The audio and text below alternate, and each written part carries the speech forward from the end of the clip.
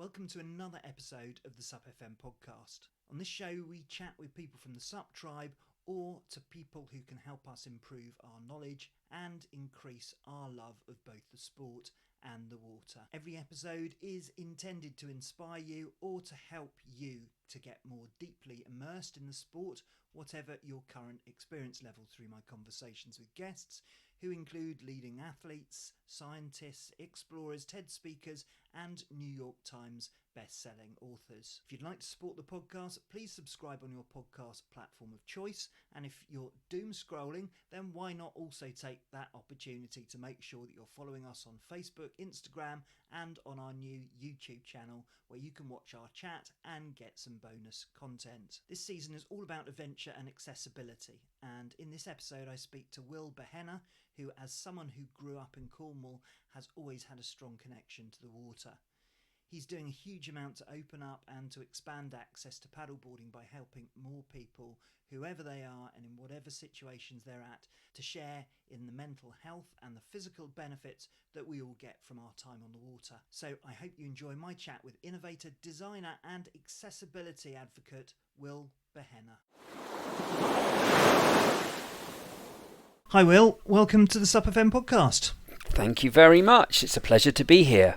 Well, it's great to see you. And I was thinking about this earlier because you're only one of two guests that I've actually met in person and paddled with in advance of doing an interview. Plenty after, but you're part of a select band then. And we had a stunning paddle at a very secret location near you, didn't we? Yes, don't tell anyone where it is. It needs to remain off grid. Yeah, absolutely. Well, I will make sure I take it to my grave. And also, a lucky coincidence, we met Dave Price there, didn't we? The author of the Paddleboard Bible, which was quite a coincidence. So yeah, definitely the sun was shining on us on that day. So, someone was definitely trying to send a very strong message about kind of connecting with like-minded people in the paddleboarding community. Yeah, it was brilliant. So we've talked a lot across episodes in this show about the benefits of SUP and being out on the water in general. So before we sort of talk about your history and what you're doing at the moment, what contribution would you say being on the water has made to your life? Well, I grew up by the sea down in Cornwall, and I think wherever you grow up, you're always drawn back to that. And so being on the water then and now is just a place where I feel probably most comfortable. There's just something really unique about being, away from the land, I think, and just having having that different perspective on life. Absolutely. I mean, it's a common theme that runs through for everyone. And just referring back to that paddle that we were on recently, I mean, it was great fun. It was an education, not only the fact that I discovered a great new spot, which obviously we're not going to divulge, but it made me realise that while any paddleboarder experiences a bit of inconvenient transit and has to make sure they don't forget some critical kit as you're getting to the point that you're launching from, you've obviously had to manage that multiplied by 100 because of what you need to pack and think about before you leave home to allow you to get onto the water. And of course your expertise in accessibility comes from living it at first hand. So before we talk about what you're doing to help others to raise the profile of inclusivity and accessibility and the equipment that you've designed to help deal with some of those barriers you face, could you just tell us your story, and particularly your sporting story before and after your accident? Okay, so I was 16 years old and I was a very active football, rugby, badminton, kayaking and sailing enthusiast. Was into all sorts of anything I could get my hands on to be active and be involved in team-based activities. And I went out for I was training for a triathlon at the time, and I went out for a bike ride on a Sunday lunchtime, and I don't remember anything about it, but the guy who was in the car behind me watched me basically cycle into the back of a stationary car, which was before, so this was 1988, so it was before helmets were really a thing. And I hit the back of the car with my head, and the resulting injury was a spinal injury. So I broke my back, sort of like midway down. So I'm paralysed from midway down my chest, and it was all very quick. And I then was whisked away to hospital and sort of had to then kind of start piecing together how on earth I was going to start moving my life forward again. And how did you move it forward, particularly in a sporting context? Because clearly you're here because you haven't lost that love of the water and that love of sport. So I was in hospital for about 6 months, and while I was in there, I got the chance to do some table tennis, to do some weightlifting, and to do some swimming. They sort of give you the chance to try a couple of reasonably accessible activities, and that sort of enabled me to realise that I was still able to do some things. And when I left hospital and moved back down to Cornwall, because I was rehabbed in Cardiff, I didn't really, there was no one to tell me that I could or couldn't do anything, and I had a really, really supportive family around me, and that I basically said, well, look, I want to go and do some table tennis, and I wonder if I can go kayaking, or and join the local swimming pool, and started doing those things. And the people around me were really supportive, and that sort of kind of got me going, really. And then my confidence just started to build week on week, and then I sort of got to get into some athletics, and it just sort of kind of went on from there, really. So it sounded like that support from others and the opportunities that you had after your accident really started to give you a focus, and and built on the interest you already had for sport. Yeah, I think the way that I look when I reflect back on it now is that the day before any sort of injury, and then the day after, you're still the same person. So if you were a sporty person the day before, then you were still going to be a sporty person the day after. It's really then just what your mindset is to, you can focus in on the things that you can't do, or you can try and build around the things that you can do. I mean, at that point in my life, it was all very unknown, and I didn't really know what I was able to do. And this was kind of, disability sport was still quite at its infancy, and certainly down in Cornwall, it wasn't a particularly active scene. But with that sort of determination and the opportunities that I could find, I just managed to get involved in enough stuff to realise that I could be active, I could be sporty, and that was what kind of got me to where I am now, I suppose. And we didn't talk about this in any detail when we were on the water, but you mentioned that you had a sports science background, and also you worked in a number of sort of sport-related organisation. So what was your sort of sports science background, and where did you work? So when I got home from hospital, I started kind of, what am I going to do? And in my head, it was I'd had my accident just around my GCSEs, and so I had to take the rest of the year off because I'd missed the sort of like the intake. And I kind of thought, well, I was going to go and do my A-levels, so I went back and I did my A-levels and did reasonably well. Have no idea how, because it was all quite a difficult time. And then I got a place at university to study maritime commerce, which is basically the study of shipping. I was interested in that subject, and midway through that, I went skiing for the first time, and I was sat in a monoski at the top of a mountain on about the 4th or 5th day, and thought, why am I doing a degree in maritime commerce when I'm clearly able to ski down a ski slope. So I then went back and thought I need to do something sporty with my degree or with my life, and I then went and applied to a number of universities to go and do a degree in sports science. I got a place at Loughborough, and from what I think I was probably one of the first people in a wheelchair to get a degree in sports science back in 1995. So that kind of got me into that sort of area. Then I started doing some work I started as a leisure centre assistant manager in North London at a spinal injuries unit there. Then got into training and development, disability awareness within the leisure industry. And then got involved in disability sports development. So yeah, everything has always had a theme around development and sport.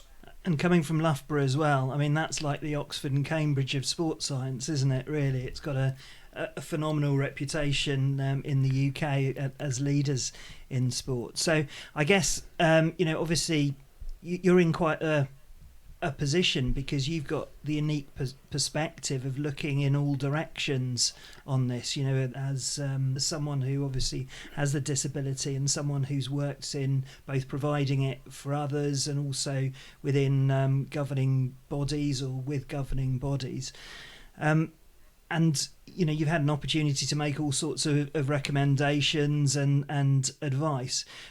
What's your sort of overarching feeling about how advice and how those recommendations have been received by bodies who you've been offering it to?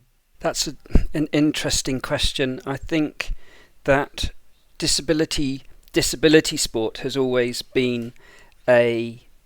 had a particular stereotype attached to it, but what I've learnt in the work that I've done, which has been I've done a lot of work supporting children who are gifted and talented, working with all sorts of different special populations in schools, whether that's girls or disaffected boys or disenfranchised groups, or children with special educational needs, both in mainstream and special schools.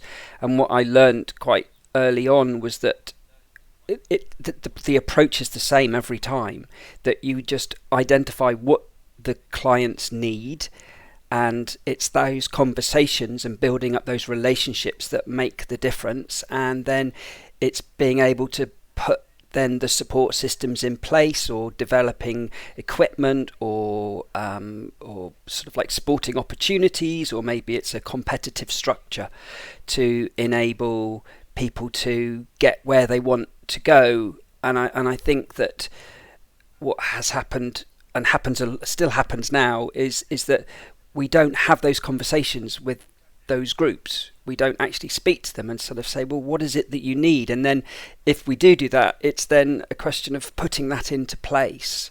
And I think that that's probably the biggest challenge or one of the biggest challenges that we faced around enabling people to be heard, and then to for that information to then be acted on, and it doesn't always happen very well. And generally, what do you think the progress has been in terms of sort of inclusion and accessibility?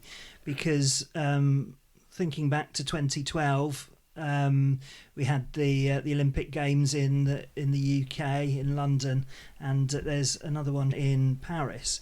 And I remember in terms of the Paralympic game, that was every bit, if not more, compulsive than the actual, the able-bodied event.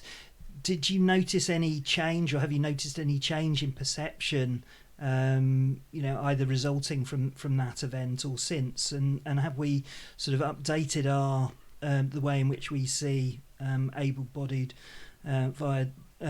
versus disabled athletes in that time, do you think? I think 2012 did make the Paralympic Games became such a celebratory event, and we created role models, we created superstars, we created an environment where we could actually hear the stories about the athletes and the people that were supporting them and their friends and their families, and it, by creating that dialogue, really enabled us as communities to be able to not feel embarrassed about asking those questions. And I think that that's one of the things, people come up to me and start talking about paddleboarding or whatever I'm up to, and there's almost like a kind of a confidence in their just engaging in a conversation, where if I go back 25-30 years ago, I don't think that was there. Obviously access has improved significantly over time, but again, that's always on a physical level, which is fine. If I can get into a shop or I can access a bus, that's lovely, but it's still for me, it's always about relationships, and it's how you're supported and how you're encouraged, and a lot of the time it has felt like that it's still a bit of a battle to get heard, for people to take things really kind of genuinely, and want to do something. Is that sometimes it feels a little bit superficial, but things have massively moved on. Yeah, I guess it's a moving environment. My thoughts are that it's culturally an inclusive sport. Obviously, a very new one, but there's a lot of barriers that exist within it, largely physical barriers there. But I'm sure you're aware that Paddle UK, who are formerly British Canoeing, are the governing bodies in the UK for SUP. I just wondered if you'd been in contact with them about what you can bring to the table for them in terms of accessibility and inclusion, because I believe that accessibility is one of their key roles and KPIs. Yeah, they very much sort of primed this project last year with some funding, which I through their Stronger Together fund, and I used that to help and prototype more of the products and it gave me the capacity to be able to get some people on the water to do some more testing and be a bit more innovative with what I was doing, and it also gave me the ability to do some advertising and to get into the magazine and to start raising some of the conversations. I'm hoping that will kind of continue, because I think that having continued on with that work and continued to push the envelope and keep on connecting with people, that there is definitely a want and a want. People want to support this, and they in at all sorts of different levels, and I see as my responsibility to kind of communicate that to Paddle UK and communicate that to the paddleboarding community, to make sure that voice gets heard. And as you rightly say, good intentions and awareness can only get so far, and at some point practical solutions are also important as well, and out of need comes inventions. And you've cued us into the next thing which I wanted to chat with you, which is about some of your designs, and you've designed some pretty clever pieces of kit to help you and others on the water, because everyone should have the opportunity to spend time on the water. You've explained what a difference it makes to you, and there's no reason why others shouldn't experience it as well. And so I guess there are a number of problems and design principles that need to be solved when you're designing products for accessibility and opening up the water environment to more people. I guess things need to be robust, and they have to be safe, and they need to be light and manoeuvrable from your wheelchair if you're using one. They need to be small, they need to be transportable. So could you just talk us through some of those sort of design principles, or maybe you could talk about a couple of the pieces of kit that you've designed and explain what problems they solve? Okay, so when before I got into the paddleboarding, I did a lot of kayaking. I did some canoeing, but I just couldn't get into a comfortable, safe position to be able to use a canoe. So I then went to kayaking and really enjoyed it. but it was always challenging because I could never handle a kayak on dry land because it was too heavy, and I could never roll a kayak independently because I just don't have the physical capacity to be able to do that. So I was always dependent on other people, and that was fine up to a point, but being for me, independence, and for lots of people who have a disability, you want to try and create as independent a lifestyle as you can, because you have to live with things that make you less independent. So you're dependent on health-based professionals. Sometimes you're dependent on a wheelchair to get from A to B. There's lots of things that you don't have any choice over. So that feeling of being fully independent is a really powerful thing to feel. And I hadn't done any kayaking for a little bit because I hadn't been very well, and then 2001 I sort of started getting glimpses of paddleboards appearing, and I was looking and kind of thinking, well, they all look very similar, and they've all got a flat, wide, stable base, and I can work with that. I'm sure I can do something. So I went out and bought a paddleboard, did some research looking at the seats, and realised that none of them, the fabric material was going to work for me. Because of my level of injury, I needed to have, basically, if I lean over to the side and I've got nothing to stop me, then I will fall over. And I needed something structural in the back to allow me to give me basically feedback, so I could know that there was something firm behind me.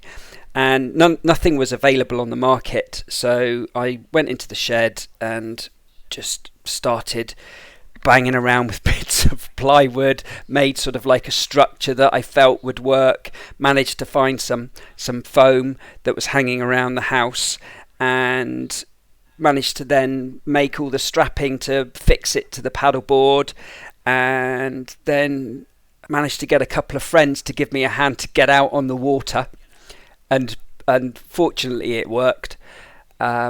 The principle worked more than the actual thing itself, because it was made of wood, which isn't very conducive to water. I connected with a guy locally who does a lot of work with foam, and he was just amazing in Dorset. And I then started getting into designing, learnt how to do CAD drawings, and then basically sent everything to him. He cut everything out, glued it all together, and then I got what I call a proper foam prototype. And then have just been developing it ever since, and it just has gained more and more momentum, and the designs have got slightly smarter and simpler, more effective, and I'm now just beginning to bring in other aspects of design. I'm not a designer by trade, but I love making stuff, and I'm always looking at how different products are made and put together. And so you start kind of like trying to pick the best bits out of. So that's kind of how it started. And the that seat, I mean, obviously I saw it in action when we went out on our paddle, and it's you can see the refinements there, because it was relatively simple to fix it to your board. It was very stable. And it was modular as well, so you could sort of break it down if you happen to be going abroad or whatever, wanted to do a bit of paddle boarding when you're there, and it would work with rental boards. So you can definitely see that refinement there. It's quite an ingenious sort of piece of kit, and you're certainly applying a bit of power as a result of sort of having that support, because we went upstream, didn't we? And it was quite fast in places. Yeah, I mean, I had some guiding principles all along when I first sort of started, because again, a lot of the time you have to, for me, if I want to get something, a particular piece of equipment, if I buy it off the shelf, it comes at a standard price. If it's got the word disability attached to it, then that always seems to add a premium onto it. So I was really people were saying, "Oh, why don't you just build like an accessible paddleboard?" And I didn't want to do that. I wanted to build something that could fit onto any paddleboard, so that if I wanted to try a 14.5-foot racing board, then my seat could be transferred onto that. And I didn't want to have to attach anything put Velcro onto a paddleboard so that my seat could fit on it, because then I would be restricted to only certain boards that I could do that with.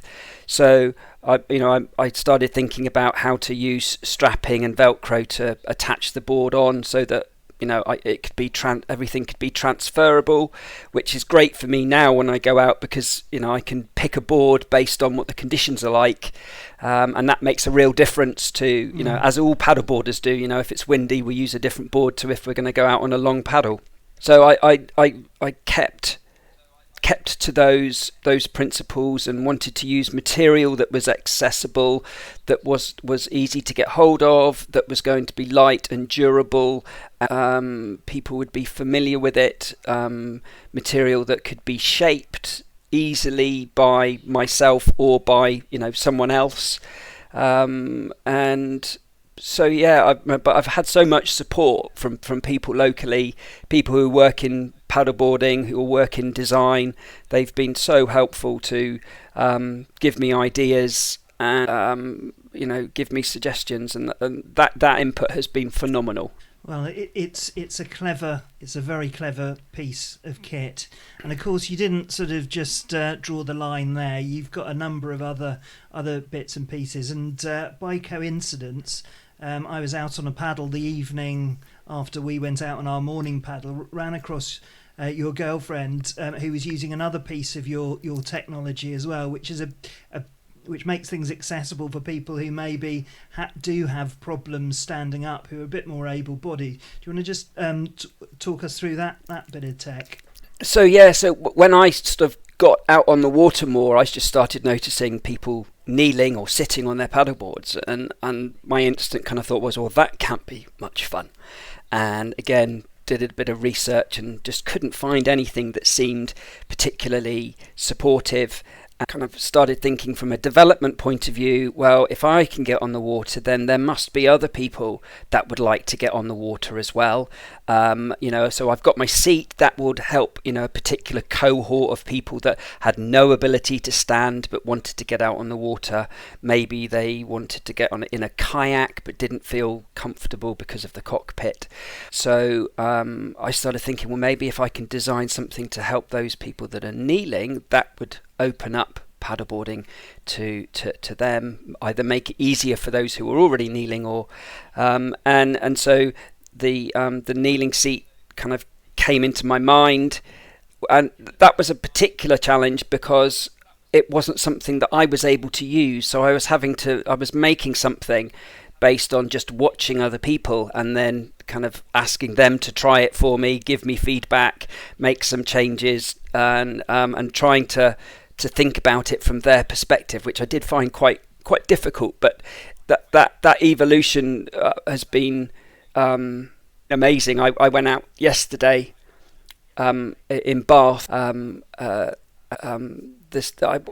went to a centre where they were just helping me to help another colleague of mine get on the water, but one of the paddleboarding instructors has got had a knee brace on and was struggling, or has been struggling with kneeling on her paddleboard. And I said, well, why don't you try the stack, which is what it's called? And she was like a bit unsure to begin with. I took it off of one of my boards and put it onto her board, which again was a fabulous feeling to realise that I could just take it from one board and put it. I took it from a Gladiator board, put it on a red paddle board, and which was her board. She sat on it. She was like a little bit unsure to begin with. I said, just get a feel for it, like you would with anything. Take it out and give it a blast. And it was crazy. Within 10 minutes, she had this enormous smile on her face and was powering up and down the Avon River in Bath, and it filled me with so much joy and happiness to see her, having been told that paddleboarding maybe isn't going to be for you because of this knee joint problem you've got, and she just said it's one of the best paddles I've ever had. And that was just completely out of the blue. And then another lady appeared who saw the seat, and she goes, "Oh, I've got this peripheral problem with my joints. Really would like to go paddleboarding, but no, I can't stand up." And it was, that was just in one afternoon. So it really reinforced to me that there are lots of people out there that maybe have a hidden disability or have got some challenges with their joints in their lower limbs, who they don't hit the disability kind of, but they have a medical condition or they have something going on for them that they need some help and support to get on the water. And so that yesterday was a really powerful day. Incredible. And those of us who've ever instructed will have probably come across people, in that situation who have, as you say, lower limb issues, knees, maybe ankle flex, who just cannot get up on the board and stand, whereas this gives them that same ability, but without kneeling, damaging their knees, or losing all blood flow to their feet, which is another sort of byproduct of it. So I mean that's fantastic, and just shows that these things which are forged by someone who sort of experienced the problems are really makes a difference. Now the one that I talked to you about when we went paddling, and got a slight element of nerdery around this, but something that I didn't sort of consciously realise is your, I can't remember what you call it, the adventure pad or something like that. It was absolutely an ingenious innovation, because of course the area around rivers and so on are muddy, and they're not conducive to getting wheelchairs anywhere near them. Just talk us through that invention, because that's one of those things that unless you're experienced it, you wouldn't necessarily identify it as something that needs overcoming. So it was something called adventure matting, and I'd seen a couple of examples of it in different countries, and you do a bit of research on the internet, starting to think about, well, if I'm going to get from the car park over the sand to be able to launch on the beach, or if I've got to get over some really difficult surfaces to get to a launch site, a lot of the time I can't do it. And so I then sort of started thinking about materials, and then started talking to different people locally who had more experience of materials, and came up with this idea of making this basically plastic matting that you could collapse together to make it easy to move around, so it would be portable, lightweight, and temporary. So you could take it with you on a paddle, you could lay it out, you could then kind of like wheel over the sand or the uneven ground, launch, and then fold it back. Someone could fold it back up again, and you could even take it with you on the paddleboard if you wanted to, and that would then give you the capacity to, for me, say going and launching from Old Harry's Rock. That was where I was thinking, is that if I've got 7 meters of matting, that's all I need. That's the distance from, at high tide, that's the distance from the hard packed down to the water's edge. It's not very far, but to actually do it easily is really difficult. So it's again, that was just then connecting with a plastic supplier, and then going and meeting someone who runs a laser cutting company, and doing some testing, prototyping, working out if the material was going to be worth it, and now it's something that we're using to help people launch into Poole Harbour. And in terms of where all of this technology can be used, all of these innovations can be used, I guess they could be used for individual use, but I guess there's also a market in SUP. Schools and charities can use as part of their accessibility kit, and potentially for SUP schools they can open up to a new audience. Absolutely. There are, personally, I think certainly with the kneeling stack, that can be have a huge range of different benefits for people who are beginners or people who are unsteady on their feet or have poor balance and coordination. Coming from a coaching perspective, we always think about wanting to, the whole kind of whole part whole, so we can break activities down. So if you start off kneeling in a good position, then your center of gravity is lower. That's going to help you kind of focus more on your paddling skill than worrying about your balance. And the like I was saying, the lady yesterday, she was actually using the stack in a racing position. So she had one knee out. She was kneeling on her left knee, and then she had her other leg out in front of her at 90 degrees because of her knee joint. And so she had already adapted everything to fit for her needs. I know that going forward, people will start coming up with more ideas and suggestions of different adaptations to make it even more inclusive. So it's got further to go, and that for me is really exciting, knowing that there's going to be new developments based on feedback from people using it. What other products are you particularly excited about at the moment? So there's the paddle system, the equipment that fits onto the paddleboard to allow someone to paddle with one arm. That's something that's coming through. And then over the winter, there's a product that is a fin system that is detachable while you're on the board, which again will be helpful for people who need to launch from close in to shore, and they can't put a fin onto the board when they launch. So it's something that you can attach on once you're out into slightly deeper water. So those are probably the other two things that would be interesting to share. So, Will, another part of your role is going out there and consulting with people about how they can get access to the water. Just tell us about that side of your role. Yeah, so at the beginning of the year, I just started thinking about how do I really make sure that these products are as good as they can be, and how can I support more people to get out on the water? How can I provide an environment for people to learn from me and with me?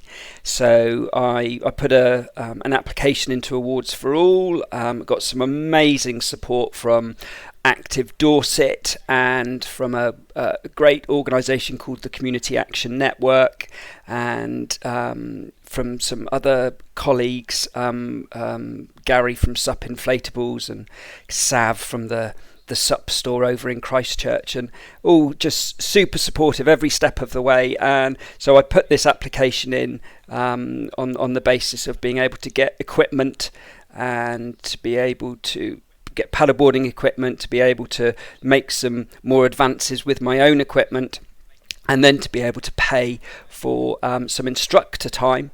And so actually tomorrow we're taking out our first client on the water, and the plan is we're creating a referral scheme with the NHS physio community outreach in across Poole, Bournemouth and Christchurch, and I've got some other links with MS Society, Parkinson's UK. These groups are looking at what I'm doing and are really keen to explore the blue therapy side of things. And so the plan is that we're going to start taking people out on the water who have difficulty standing or are unable to stand. So we've got kind of like a targeted group, but that might be someone with mental ill health, or someone with a physical, a medical condition, or someone with a disability. And the idea is to give them a block of 5 sessions, which are subsidised through the funding, so that we can turn them into paddleboarders, and then we're going to hopefully grow that organically. We might end up with an inclusive club that runs, or we can feed people, signpost them to instructors locally, because we've got such a hotbed of great instructors in the area, or just signpost them to some of the Facebook groups that are running. And this week I've actually had a conversation with two university professors from Bournemouth University, who are interested in doing some research. So I'm hoping to maybe get a student to help me this over the winter, to then begin to start looking at researching these links between paddleboarding, physical and mental well-being, and disability and medical conditions. Wow, it's all happening. That's incredible. And as we speak, we're building up to the English Riviera Championships in Torbay in September, and I know that you've got some involvement in there, and that there's going to be some inclusive and adaptive racing. What's been your involvement in that? Brendan, who's sort of organising everything, approached me a couple of months ago and has asked me to play a role in that, and it's another opportunity to be able to showcase how accessible we can make paddle. So I am going to hopefully be working with him to make sure that we can make the most of that event, to highlight how we can continue to make paddleboarding more accessible to a whole range of different people, to be able to share some of the equipment that I've made and what others have created as well, because there's other innovations that are out there which are contributing to everyone's improved access. So it will be, and I think also for me it will be great just to meet more people who are involved in the sport. Well, fantastic. Thanks so much for joining us, Will. Me and Sarah Thornley will be there covering the event, so we look forward to covering, to speaking to you if you're down there, and covering all of the events there at the English Riviera Championships. So if people wanted to find out more about you and your products, where would they go to find out more about you? So I have a website which is inclusivepaddle.co.uk, and there you'll find the various different products, the stack, which is the kneeling support, and then I've created the Cove, which is the seating system that fits onto the paddleboard. There's the adventure matting, and then I've also recently made a paddle system to support people who have got either limited upper body function, or have maybe had a stroke, or are a single arm amputee. That was a really exciting product to make, and was actually talking to someone today from the Stroke Association who was very excited to hear that, because she has limited upper body strength but really wants to go out on a paddleboard with her therapy dog. So it's kind of like I'm now thinking, right, so how are we going to work with that? But it's just, the opportunity to do something like that, these challenges are kind of coming at me thick and fast, but every single one of them is just so exciting. Well, it's brilliant, and I was so impressed by the product, seeing them in action, and you're doing great work there, Will, and it's a privilege to amplify your message a little bit, and look forward to seeing you in Tour in September. And hopefully we'll get a chance to paddle, and I'll see you on the water soon. Definitely. We need to arrange another trip to that special location, and go a little bit further. Maybe get a chance to get to that pub that we can't mention. That sounds like a fantastic idea. Okay, we'll take care and speak soon. Thanks very much, Simon. Lovely chatting.